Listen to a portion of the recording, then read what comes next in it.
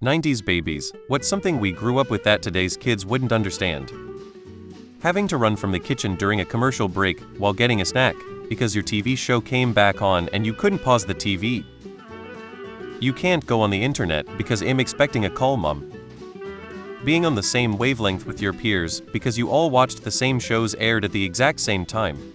You may have all had different opinions on many things, but you still felt like you were all connected. Calling your friend's home phone and asking their parent if your friend is available to talk. Having to align the printer paper holes with the printer. Having to do research for school projects at the library.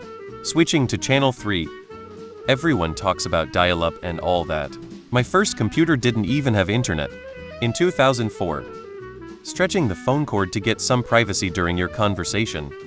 CD players and having to choose which CDs I could take on the car ride. What the 3.5-inch floppy disk icon for save is. Having to just not know something. Now, with the compendium of civilization's knowledge at your fingertips, you can find out exactly who played what character in a random film you remember seeing on TV a few days ago. You can quickly find out how many albums Weird Al had ever had. You can Google for what Jay-Z's real name is. But back in the day, these little trivia questions would come to mind and you might just not have a way to find it out. Wanna know the lyric to a new song? Better hope the lyrics are one of the songs on the inside of the tape's cover. Once the internet came around, you had a better chance of finding it out. But even then, before search engines were highly optimized, you might still just be SOL. The library and video stores were options, but you might not be able to go to either for a few days. And even then, it's not like the lyrics to WAP are going to be in the encyclopedia at the time.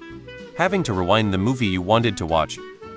Toys and electronics made of translucent colored plastic that allowed you to see the inner workings. Smoking sections in restaurants.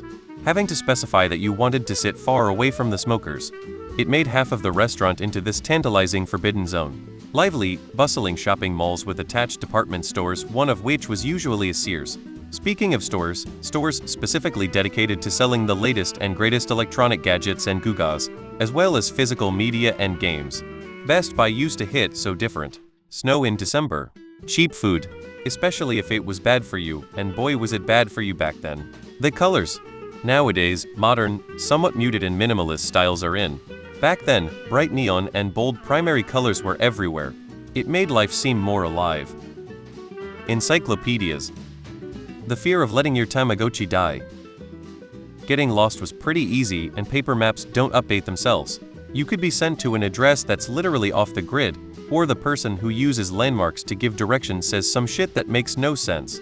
Half an hour later you're in a gas station peering at a map, sometimes with a brand new friend. I have ADHD and I never knew where the fuck I was going when I got behind the wheel.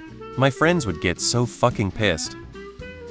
Playing Game Boy and having to sit close to a light or if in the car hoping the street lights help you. Holding your pee until the next commercial break and going as fast as you can so you don't miss your show. Endless AOL CDs.